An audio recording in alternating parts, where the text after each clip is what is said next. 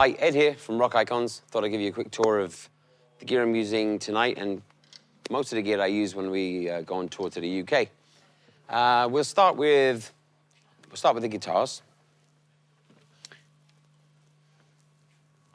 Start with this one here, which anybody who knows me has seen me with this since birth, really. This is a 1991 Fender HM Strat. They've actually brought out a new one of these, but they had two editions back in the day. They had one which had a massive Strat written across the headstock, which is the Mark I, which is around 1988, 89. Then 1990, I thought they brought out the Mark II, which is this one, which had the Floyd Rose. I also use EMGs on my guitars. And I use the Futone spring, so everything stays in tune for when you're doing stuff like Journey or you're doing stuff by Def Leppard and you need to be able to pull the trem back.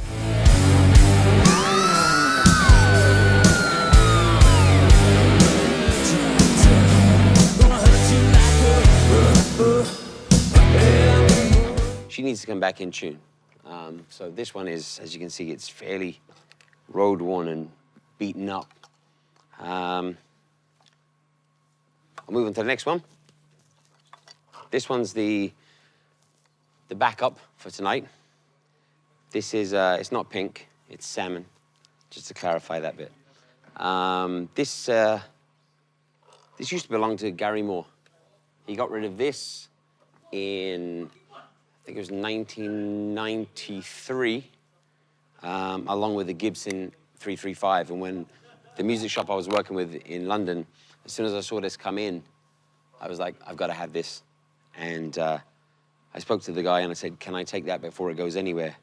And I've had it ever since. So I need to take some photos of this and get it up on the Gary Moore website. I've spoken to the webmaster and a few of the guys, you know, involved with him. And apparently it was made out of 3 guitars. This was made of a 1962 reissue body from 1985, I think. It's a different neck. But the Floyd was fitted on by them.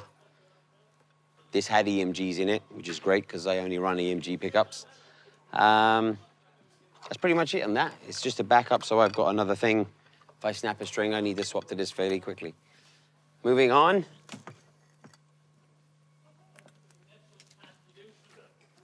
This is a backup of sorts. It's a Epiphone Les Paul. Just like the feel of this one. Don't really use it much. I should do.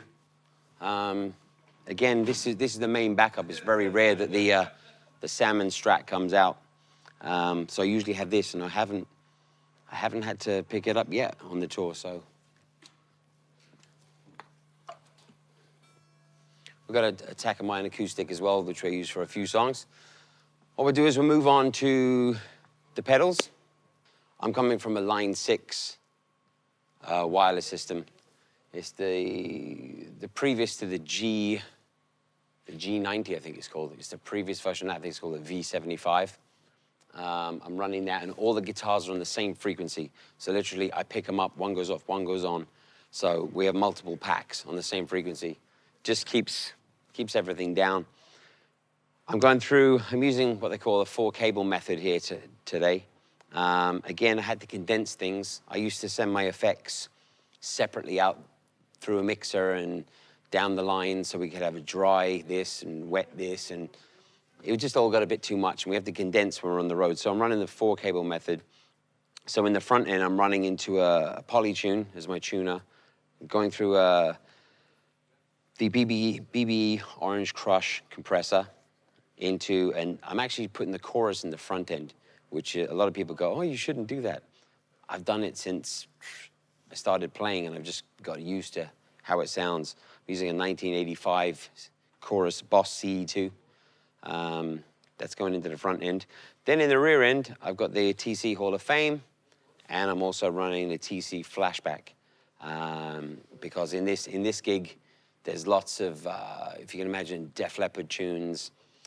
So you're looking at, I take care of the Phil Collins side of things, or the Neil Schon stuff in Journey, so there's massive delays and so on.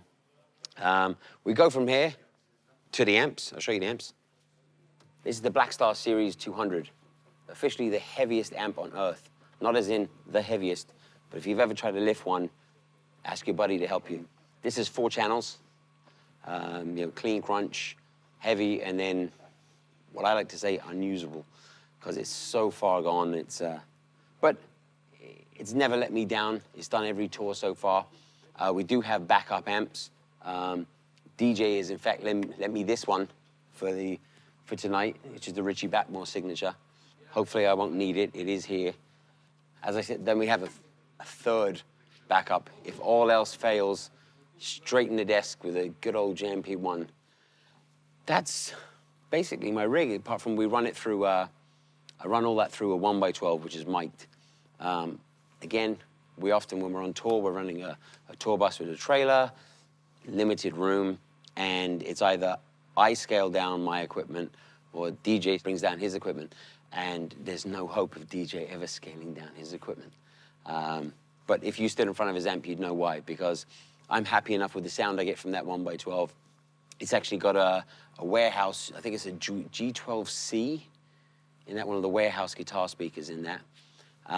String-wise and picks, strings, I've used D'Addario since the early 90s, so I'm not going to change anytime soon. I've moved to the D'Addario XTs now, which I'm liking. They maintain that brightness even after a few gigs. So that's really good. And pick-wise, I'm using Black Ice, mediums. The only other thing I can say is I'm using DiMarzio straps. First time I saw Steve Vai with a DiMarzio clip-on strap, I got it. I think it was when he got Passion and Warfare in 1990. And that strap is actually the strap that you saw earlier on this one. That is the actual strap we got in 1990. It's still working, hasn't frayed, hasn't let me down.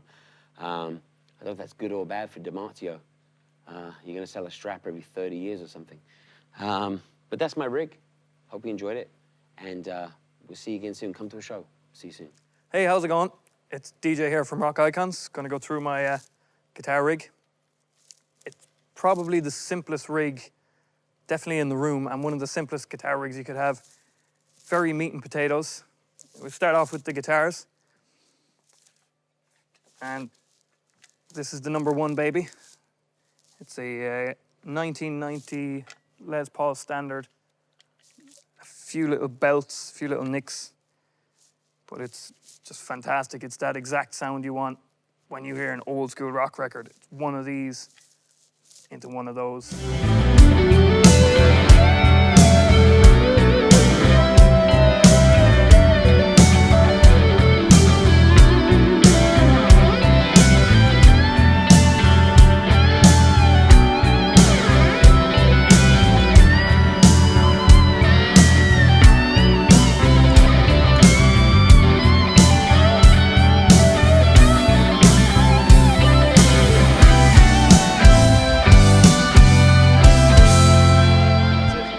Other than that, that's kind of the main guitar for maybe 90% of the set.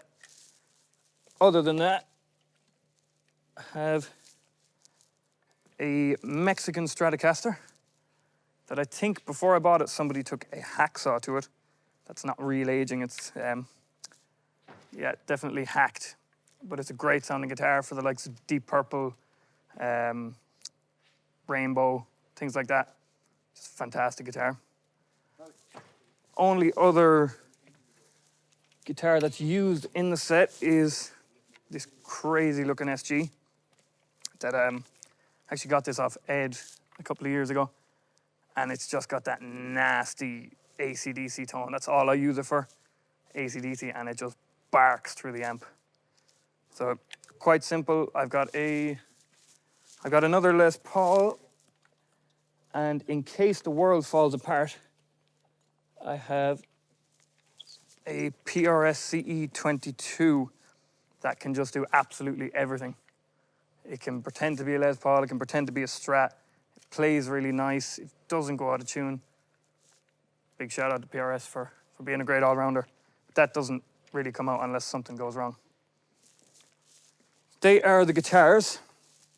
So next up are the pedals. And like I said, I'm a very meat and potatoes player. There's nothing really. I've got a Rocktron Banshee talk box. It's just for, you know, Bon Jovi, that kind of stuff. It's only one tune I use that for. A Boss TU3, simple, standard, bomb-proof. That goes into a Zakk Wylde wah, which is, it's really fantastic. It's got a nasty high end to it, which I was using the 535Q before, but this Zakk Wylde one, again, it's just bomb-proof. It looks cool, and it just sounds rock and roll. So that is running into, I've got like a Klon Centaur clone. Try and say that 10 times fast.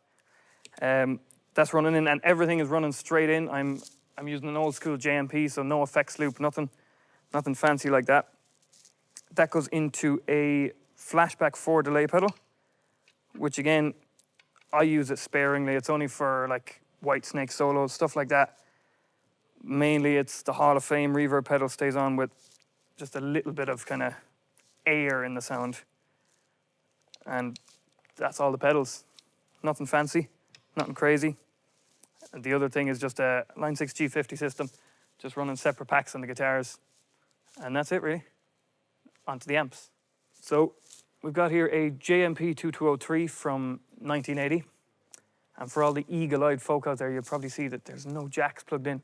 It's because it's a Magic wireless amp, which is not true. No, it's this is the backup amp. I've actually got the exact same amp from the same year in the rack behind that runs out front. This just sits there to look cool, and in case the other one goes down, this comes alive. Got my tin of picks from Dirty Riffs in the UK. They're just Dunlop Jazz 3 XL picks. So I love the shape of the Jazz 3s, but they were a little bit too small for me. So the XLs were perfect. Then we have, most importantly, we've got Shiva and we've got Buddha. And they bring everybody good luck. So that's it really. We've got the main amp sitting back here. That's just set up.